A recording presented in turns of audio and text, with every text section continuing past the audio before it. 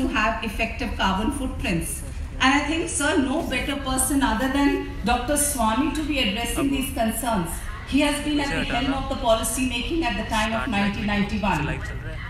And the classic economists whom we read in the classrooms, whether it is Paul Samuelson or whether it is Simon Kuznets or whether it is Hothacker, sir has had a direct privilege of being tutored, guided, and also sitting and writing and collaborating papers with them. So with not just a politician tag, but very sound fundamentals of economics, we are privileged to have you, sir, listen to your observations with so much of eagerness and enthusiasm. And once again, on behalf of the entire Shri College of Commerce, as well as the Economic Summit, and very personally from my own behalf, sir, I welcome you and look forward eagerly to have your comments and observations on this very, very pertinent topic. Thank you so much once again.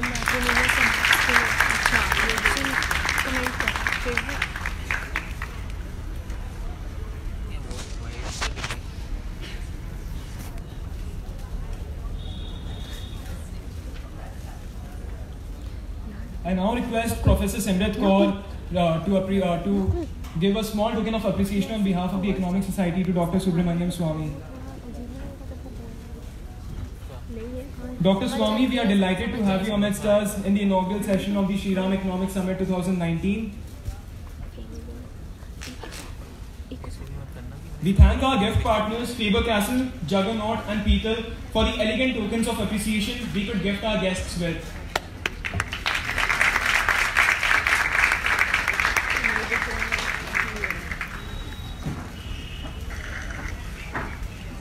Today, we have amidst us a man of countless achievements and a defined personality who has cast such an imprint on contemporary history that only a few individuals in India can lay claim to.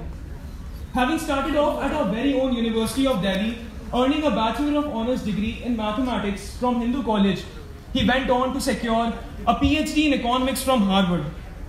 A notable expert on Chinese foreign policy, he laid out the blueprint of the 1991 economic reforms that put our country in its right economic trajectory.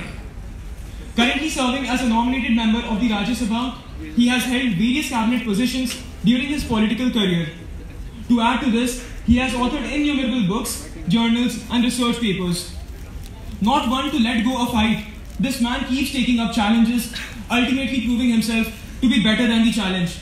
Be his radical views on the Ram Mandir debate or his active role in rooting out corruption, his rebellious attitude has taught us to stand against what is wrong. An economist, a mathematician, an academician, a political supremo, a legal activist, and a veteran public individual, this man has literally seen it all. There could have been no one better to kickstart Shri Economic Summit 2019 than the man who personifies bigger, better, and bolder. Ladies and gentlemen, please welcome on stage the very first speaker of this conference of political discourse, Dr. Subramanian Swamy.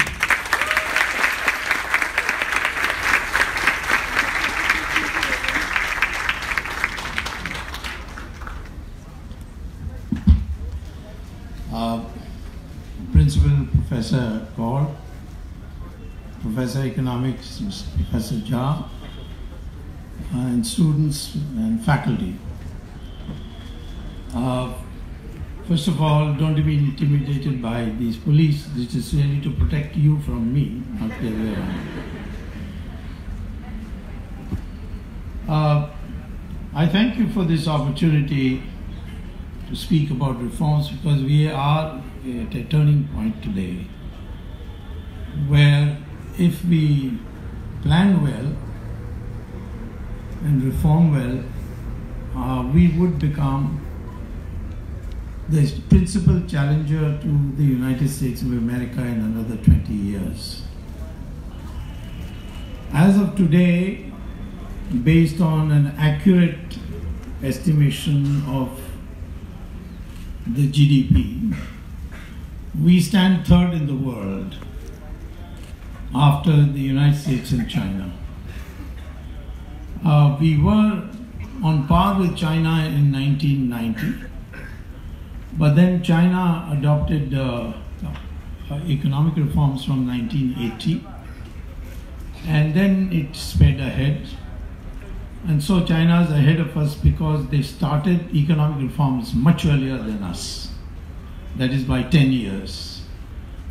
And the gap that they put in those 10 years has still the same gap today. In other words, if we had also begun on economic reforms at the same time, we would have been on par with China today.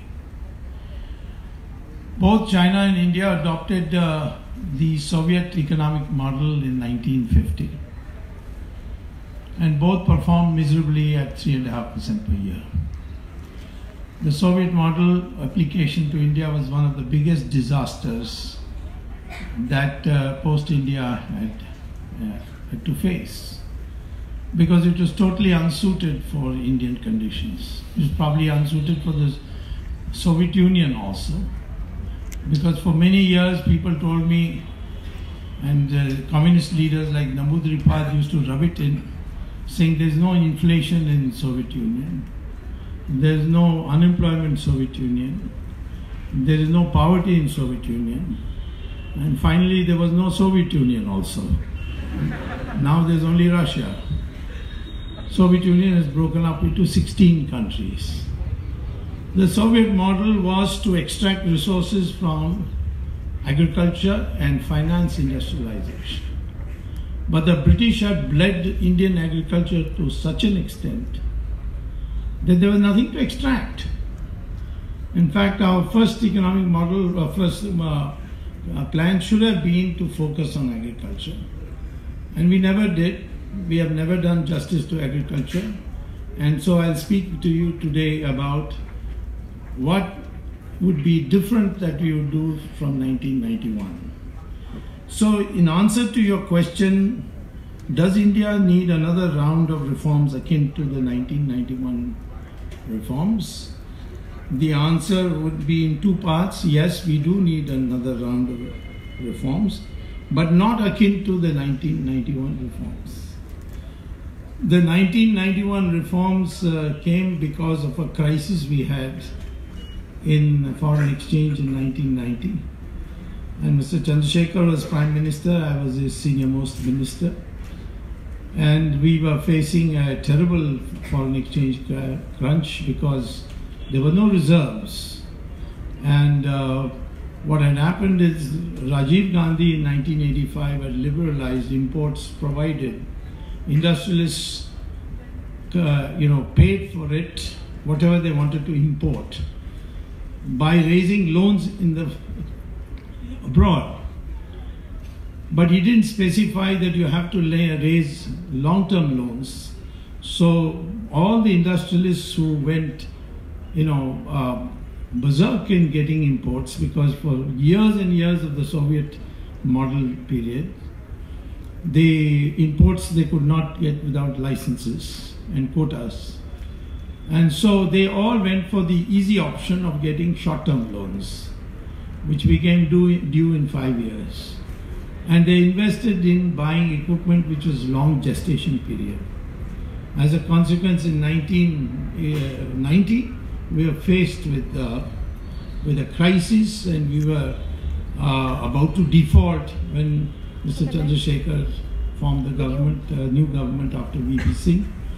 And then I was asked to look at a variety of portfolios, and one of them was commerce. And I was, facing this default syndrome. At that time, fortunately, the Americans came to me for help on the Gulf War, the first Gulf War. And they wanted me to permit, as the Prime Minister had delegated that responsibility to me, permit the American planes coming from Philippines to land in India, refuel in India, and then go to Saudi Arabia to fight the Gulf War.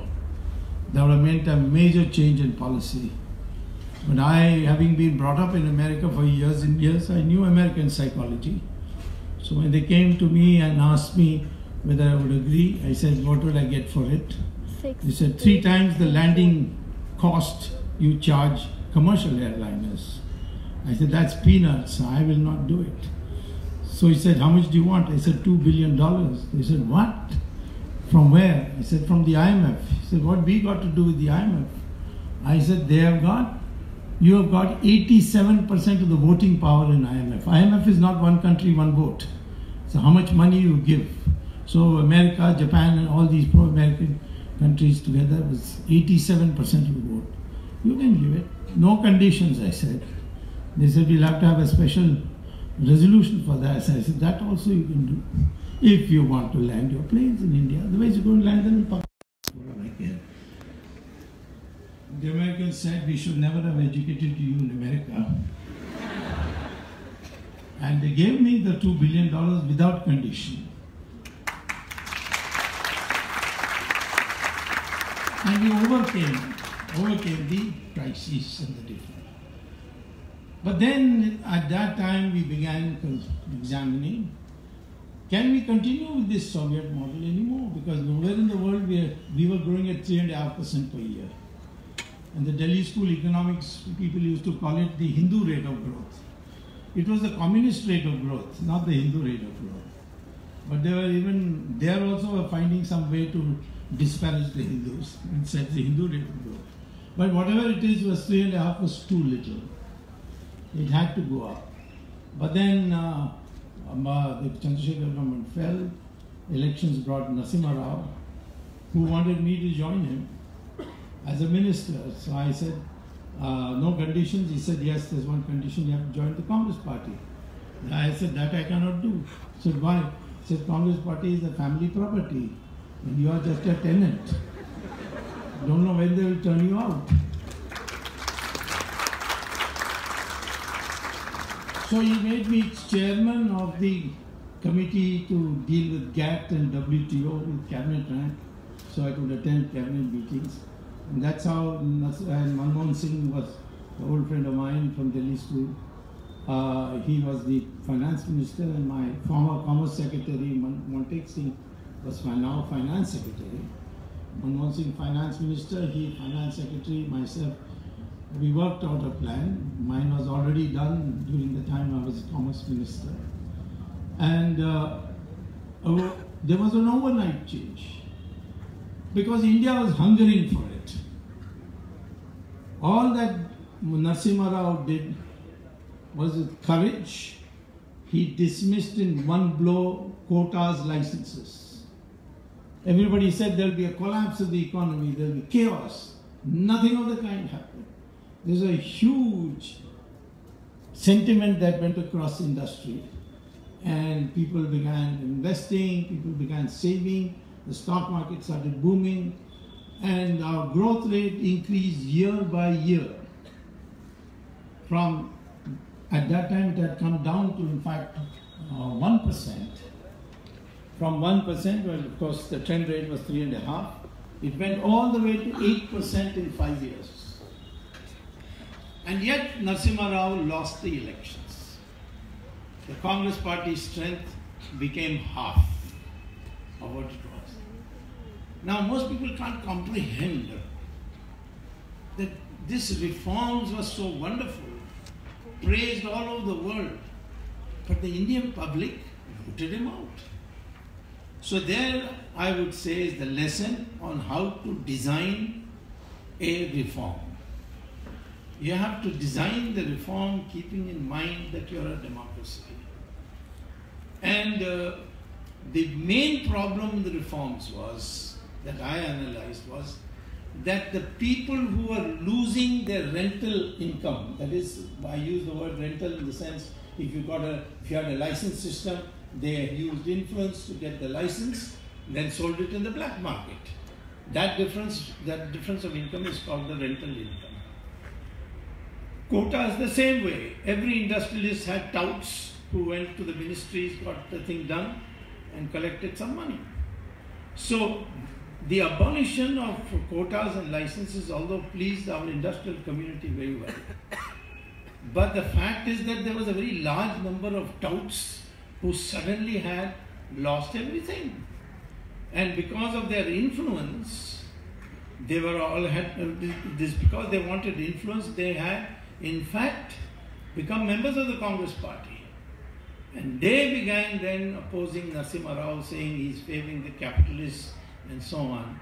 And what happens in a reform of this kind is that the losers lose immediately. They see themselves losing immediately. The gainers, because it takes a little process, a little time, do not see the gain immediately. So they fall for the propaganda when they see industrialists prospering, praising, holding meetings, felicitating Narasimha Rao. And the public became convinced that this reform is a betrayal of the Congress policies and it is to benefit the rich. It took about 4 or 5 years before you saw all this translated into something that filtered down to a good part of our society, and particularly the middle class. In 1991, there was only one car that people were buying. This was called the Ambassador, which is a 1943 Morris model from England. And the same thing was being produced year after year, and there were queues for it because not enough being produced. Today, you can't even imagine that we were in that situation in 1991. So I am saying today we need a different kind of reform in such a way that people feel the reforms immediately, see the big changes are coming, and not like that we had in 1991. 1991 was very good. It demonstrated India can grow at 8%. Today we are growing at 7%, not enough. We need at least 10% to remove unemployment in 10 years and poverty in 15 years. With 7%, you will never be able to remove unemployment. So there is a minimum rate of growth that India needs. And almost all countries have achieved 10% for many years. Japan did it for 15, 20 years. And China did it. So we must now have reforms which will bring you into a situation where you grow at 10% plus every year. If you can grow at 11, 12, even better, at least 10% per year. And so what are those reforms that we need that could bring about that change? I want you to first understand some basic economics, because you are economics students, you would know. I've always had this problem with management types, you see, because they don't understand this one fundamental truth about economics which I will tell you. That is why people used to ask me, why are you wanting to sack this Raghuram Rajan? I was very keen to get him sacked. And I got him sacked also. This morning I got another fellow sacked, the Deputy Director of CBI. I get people sacked. Modi doesn't agree in the beginning. But then I go on hammering. He says, "Acha, chodo bhai, chodo isko nikhal do." So why was I against Raghuram Rajan and Arvind Subramanian? Because they didn't make a distinction between microeconomics and macroeconomics. In microeconomics, it's bilateral. If prices rise, my demand will fall. That's bilateral. But in macroeconomics, it's a systemic situation. The first person to learn the hard way about the difference between microeconomics and macroeconomics was the United States President. In 1925, he called his economist and said, "I'm going for an election. I find there's too much unemployment. Please tell me how I can reduce unemployment, at least till the elections." So the economist said that, see, the wages due to collective bargaining too high. You get that reduced by talking to the trade union, labor unions, and say that at least till the elections, please agree to a 10% cut in wages, and then employment will increase and unemployment will go down. But after that, President was successful in persuading the labor unions. What he found was that the unemployment started increasing. And so he had to call the economists again and said, "What is this? I got it cut 10% and the unemployment is increasing." So then, of course, John Maynard Keynes came all the way from London, and he said that in a macroeconomic situation, when you cut wages, the purchasing power also goes down. And so the aggregate demand goes down. And if the aggregate demand goes down, then unemployment is bound to increase, because those who are on borderline, they'll all collapse. And those labor working in those factories will become unemployed. So while in microeconomics, if prices rise, demand will fall. If demand rises, prices will fall, and vice versa. In macroeconomics, it's not so. So this principle we have to learn. Mr. Raghuram Rajan went on raising the interest rates. He said, I have to control inflation. Well, in a narrow-minded way, yes, it's true. If you make money hard to get, people will the demand factor will be reduced, and therefore prices should come down. But what happened was that while he was raising interest rates, unemployment was increasing. Factories were closing down. Why? Because the cost of capital began going up, and these small and medium industries are all on the borderline. It all started collapsing. We need small and medium industries to be encouraged, because they provide bulk of the semi-skilled employment. And without that, we cannot make progress. So we have to protect them, we have to help them. So Mr. Raghuram Rajan wouldn't understand. And finally, I had to tell his friend, please go and explain to him that a doctor found that this patient temperature was going on rising, and he didn't know how to bring it down. So finally he decided the only way I can bring down the temperature is by killing the patient. Then the temperature will definitely come down. And in fact he is doing that. Anyway, the Prime Minister finally agreed and sent him home. And we are double gainers, because he's not only left the job, but he's joining the Congress party, so we are double gainers. I'm saying, therefore, please look at the whole picture. So when you are talking about reforms, first remember, the losers and gainers must both be affected at the same time. That is, if there are people who are going to lose immediately, you must have some people gaining immediately.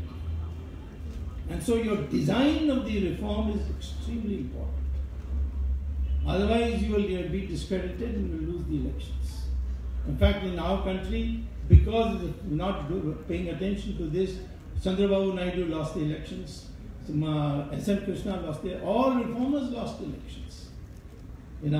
Because the people did not see any gains coming.